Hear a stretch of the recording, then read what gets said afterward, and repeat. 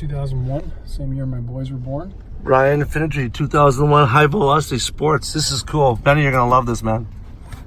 This is for you guys in PEI. Bryan Finnerty, thank you so much, CEO of V1.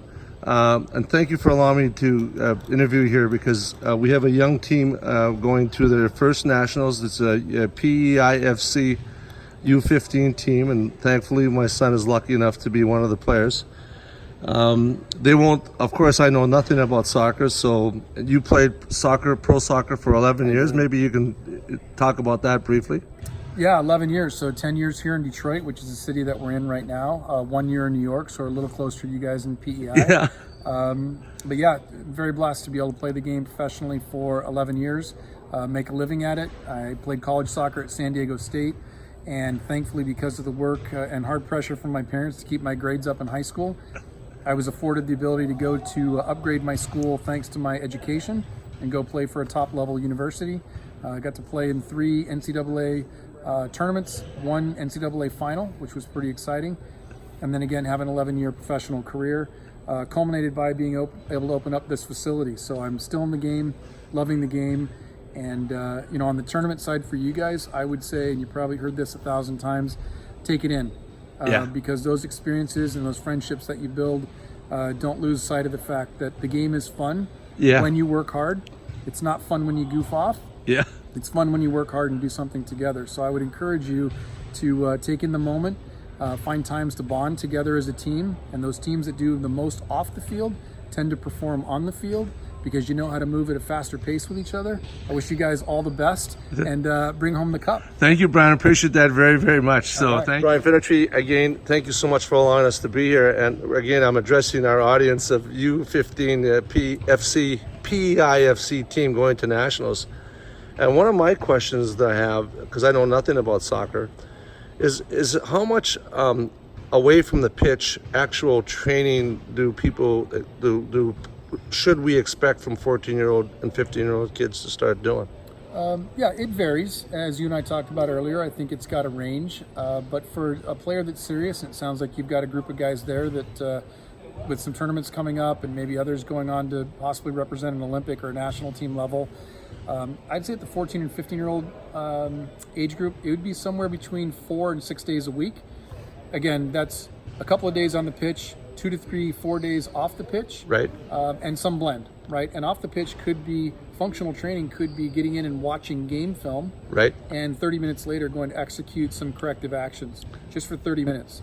Another one could be a fully functional training by position, where if I was a central midfielder, I'm working on 10 to 15 yard passes, small burst energy. If I'm an outside right back, I'm receiving 35-yard balls and knocking them out of the back. I might build a whole training session around that I don't need 18 of my teammates to go do. I can wrangle a couple of my friends and I can make my own training session outside of what our coach has already got designed for us. So I'd say to you players, don't limit yourself by whatever coach says you're doing on Tuesday and Thursday. There's plenty of things you can do in the gym to get stronger. Recovery and flexibility are certainly part of that. Don't ever forget that. Diet is always in that mix. I know I'm throwing a lot at you here. No, it's good. But as you look at 4 to 6 days a week about being serious about your sport, it's not always about lacing up your boots and playing in an 11v11 environment. There are going to be 2 or 3 days a week where you train as a team, and 2 or 3 days a week where you're thinking about yourself and how do you get better as a player. What's the best version of you? And that comes to your diet, your rest, your stretching and recovery, and then functionally, what are you doing to train to be best in your position?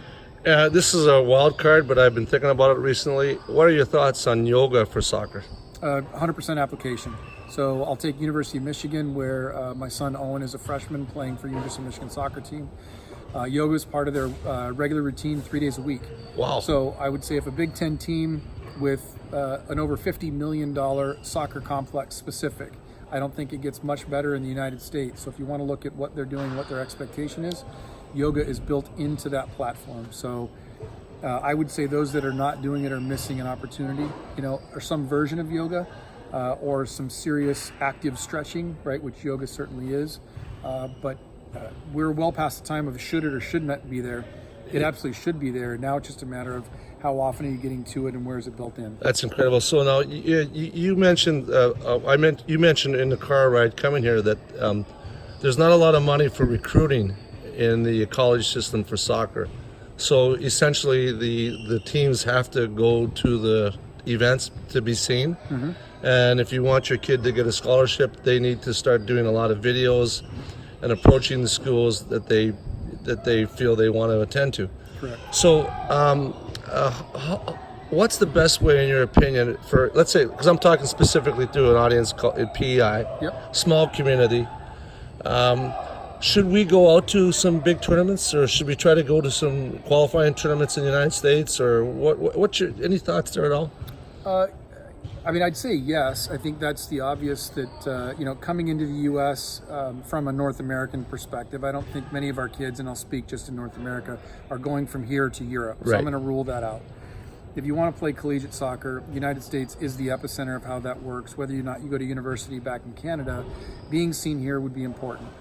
There's logistics and budget that go with that. Right. So that's where the blend between playing in local or regional tournaments in Canada, along with video capture, are very important. Because as we talked about, college coaches, whatever budget they have, they're pouring into making their programs better, diet, nutrition, yoga specialists to come work with. They're not spending the money getting on airplanes going to find players, whether it's in Michigan or PEI. Right. That's where video can be very helpful. Capturing game tape and getting it down into 10, 15, 20-second snippets, point by point by point. Here's 7 views over 6 different games. College coaches love that stuff. And I can tell you, because I've been around a lot of them, and they will tell you, you are your own best agent. So if you want to think about it that way, most of us as players, whether you're 14 or 54, we know what agents are. And they're people that represent us, that promote us. Kids, you got to be your own best agent. Parents, you cannot be your kid's best agent. Coaches will see through that in a minute. When you're writing the email or you're the one doing all the work, the kid's got to have a vested interest in getting the video from whoever took it, clipping it up. They'll do a better job than we do as coaches anyway. Maybe even putting a little music to it, which is always nice as a coach to sit back and at least be entertained. Well said. And then follow up with those emails. Again, a coach will read through a parent's email on behalf of a kid, or a coach's email on behalf of a kid, versus a player saying, hey, I am interested in your school because I watched you, Michigan, play against Notre Dame, and I think your center back played fantastic. I would love to fill that position for you. Watch my video. I know I'm only 14 or 15 right now, but you can see I think I've got what it takes to get there. And so a question, you talked about the IQ of a soccer player, and you mentioned that maybe it's a good idea to look at 10 games. Can you maybe refer to that? Yeah, so one of the determining factors we look at, or as I talk to players about, is if you aspire to play in college, have you watched at least 10 college games? And if so, do you know the position you're most interested in playing? And it might be right back and defensive center mid. I'm picking those two. Can you identify the 3 best players on their teams and the one that plays your position and why you think they were good or not good? And after 10 games, you're going to have a pretty good idea if you can play at that level or not. Yeah. That's an important question. And I think most of you as players know that once you see that level, no one expects a 15-year-old to play against 22-year-olds, but you can see yourself in them. And that's a good marking post. And then every year, as you get to be 15 and then 16, are you progressing to be that player? Or do you find yourself maybe a little more aligned with a Division II or Division III school? Remember, there's only 249 Division I schools in the United States. So you take that by 20 players or maybe even 30, you're talking about a pool of players less than 7,000. Right. So we put it into perspective to really then talk about, let's take Division II, Division III, and NAIA. Other than Division III, they all offer scholarships. So it's a matter of what's the right program? Do you see yourself being there by watching enough games? And once you find that mix, imagine when you send the tape to that Division II school, because you know that's the right fit, you're going to have a coach doing the same thing. All right, this is a guy for me. Versus sending that to Division I school that maybe you don't have any sniff of playing at, right? You're probably not going to get a return email, and that could be very frustrating. I just got goosebumps because that's the type of information we don't know as parents, and I know all the parents in advance. Thank you for sharing that. One last question, Bryan. I can't help myself because goaltending is a special position. That's what you did as a professional. Yep. We don't spend as much time in where I'm from, training goaltenders, and we have excellent goal coaches, but it's more of a specialty position. Any suggestions to young goaltenders, U13, 14, 15, how they might want to train? Because this is what you did specifically. Yep. Well, I'll tell you what I didn't do, what I wish I would have, is I would say to any young player today, and that goes from a U18 national team player down to an aspiring 13, 14, or 15-year-old, as a goalkeeper, you better be able to start on the defensive side of your team. So when you look at your 4 defensive backs, you should be good enough with your feet to play in any one of those positions. That may feel like a stretch for some, and coaches don't typically look at that. But the evolution of this game is going to require goalkeepers to play with their feet much, much more and a much higher line over the next 10 years for sure. And if you cannot play as good as the defenders in front of you, you're probably going to be left out at the next level. So that'd be the first thing. Train like a field player. It's great for your cardio. It's incredible for your foot touch. It'll build soccer IQ because you're going to have the awareness of what the players in front of you see. You won't be limited to your scope. And then outside of that, it's really about lateral movement, vertical movements. Those are super important. I would not spend a lot of time on my physical fitness in terms of long durations because you're going to get that training as a defender. Right. And then after that, it's a lot of up-down movements and seeing games. All things that we can measure with V1 body track. Yeah, if you're going to plug something in there, it's something you can absolutely measure and you can watch progress, right?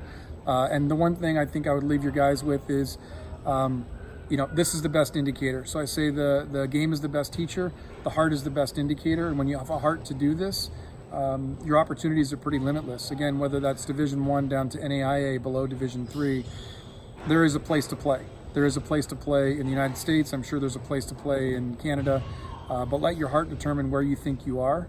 And once you settle into that level, the opportunity exists. Bryan Finnerty with the CEO of V1 Sports. And I want to tell you on behalf of everybody in PEI, Bryan, thank you very much, my friend. Absolutely. All the parents are going to get this sincere thanks. It's cool. I bet you hit golf balls in here once in a while. Oh man, it's big. Yeah. I'm surprised. Yeah, Jeez, that's really big. We hit golf balls in here on a regular basis. Well, we have one indoor facility in Stratford. It's it wouldn't be this large, but this is very impressive. So, wow. So you can tell by the lines on the field. Again, we've got a full-size pitch, so you can play 11 versus 11. Those are all the white lines. But most importantly, we've got the field divided sideways to play 6v6, 7v7, and 9v9, depending on the age groups. Multiple goals, so we can move things in and around. And again, it's all about touch. When did they start playing 11 on 11 in the United States? 11-11 will be 13 years old. 13 years old? Yep. Well, so that's pretty standardized.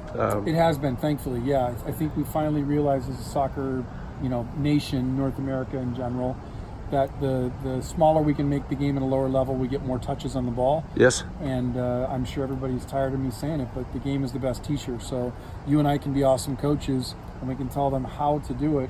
But the reality is, until they actually go out and do it in a pressure environment, it's not going to matter. Right. You put them in environments where they can do that. We'll actually have 12 fields going on here, 3v3 on any given Saturday. And so you want to talk about awesome soccer chaos. Oh my God, that'd be cool to watch. Pug goals. And again, kids from 4 and 5 years old all the way up to 16 years old playing 3 versus 3 soccer. I get goosebumps every time I come in because that's why we did it. We didn't want it to be only for the elite, best of the best teams. I think the learning happens here just like when kids drop a puck down on a pond and throw a couple of bags down for goals. Nice. Right? That's where you learn the most. Unbelievable. Bryan Finnerty, we're going to be having a team come out here to one of your tournaments, I guarantee you, from PEIFC soon. Wonderful. We'd love to see you Memorial Day weekend, the Canton Cup. Absolutely. Perfect. Thanks, Bryan. Well, the small market of Canton and how it relates to PEI, perhaps. Yeah, so Canton is a community of 55,000 people. I wouldn't say we're on an island, certainly like you guys are, but we are surrounded. We're a blue-collar community, mostly working for Ford, either on the line or in the plants. Mostly 2 household incomes, so kids are, having to scrap for it a little bit. And when we opened up our facility, we tied it in with our local soccer club that at the time only had 700 kids playing in it. It now has over 3,000. Wow. And I think in large part that's because we had to remind them that they were not their own history. That because winning teams had never come from Canton, because Olympic development players never came from Canton, it wasn't because we didn't have good enough kids. Yeah. It wasn't because we didn't have facilities like this. It was because they believed they just weren't good enough. And the reality is we had to change the paradigm to say, if you want to go somewhere else and be a winner, you're still going to bring Canton with you. And I think showing them by bringing other people in, by being involved in beating wins, kids have gone and played regional at collegiate levels, now on to professional levels that have come from this community, the expectation is we win. Yeah. That wasn't here 20 years ago. And so I think about just the story, the narrative that changed with, quite frankly, I wasn't doing this single-handedly. We had a community that said, we just aren't a failure here. We aren't poor us in Canton, Michigan. Yeah, we're a small community in Michigan. But we are as competitive as anybody else. In fact, because of our parents' hard work and dedication to their families, we might actually have a little chip on our shoulder. Yeah. And we got something to prove against those bigger guys. And, you know, it's happened over and over again. And we've got some really, really successful teams to come right out of here, out of this facility. Bryan, Finnerty, I got goosebumps just listening. Thank you so much, sir. I thanks really for letting me appreciate share. it. Thank you.